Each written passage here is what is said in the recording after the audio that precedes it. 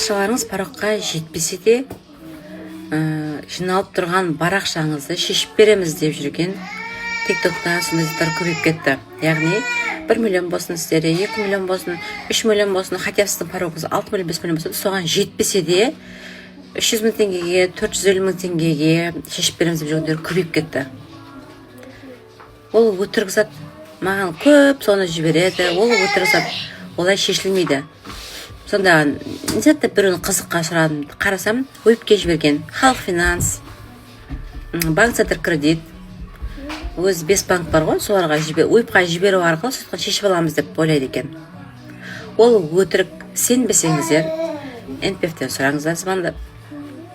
Сенбесеңіздер, жаңағы жіберген Халық Финанс бар, Центр Кредит бар, тағы қандай банктер бәрінде сол жаққа жіберіп қалған фотосын жіберіңіз деңіздер. Сол қалай шешесіздер, фотосын жіберіңіздер деңіздер.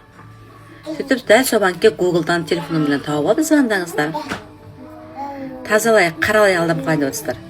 Шешетін адам сіздерден заранее ақша алмайды. Шешетін адам сол ақша шешілетін болса, сол ақшаңызды ұстап қалып шешпей ма?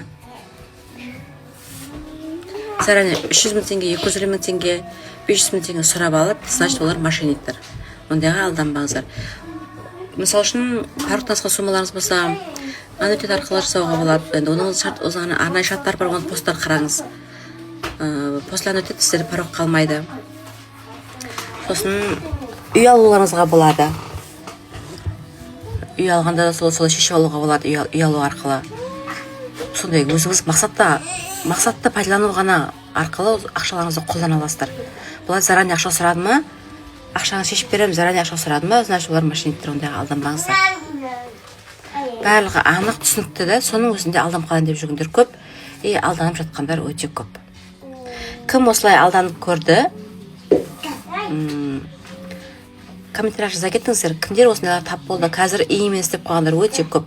Олар өтірік, параққа жетпеген ақша ешқашан шешілмейді. Өзінің арнайы шарттары бар, қолдану мақсаттары бар. Соларға шарттарын сәйкессеңіздер ғана солай шешуге болады. Ақпаратым пайдалы болса, тіркеліп алыңыздар, лайк басып кетіңіздер, комментарий жазып кетіңіздер, білмейтін сұрағыңызға жіберіңіздер. Рахмет барлықтарыңызға.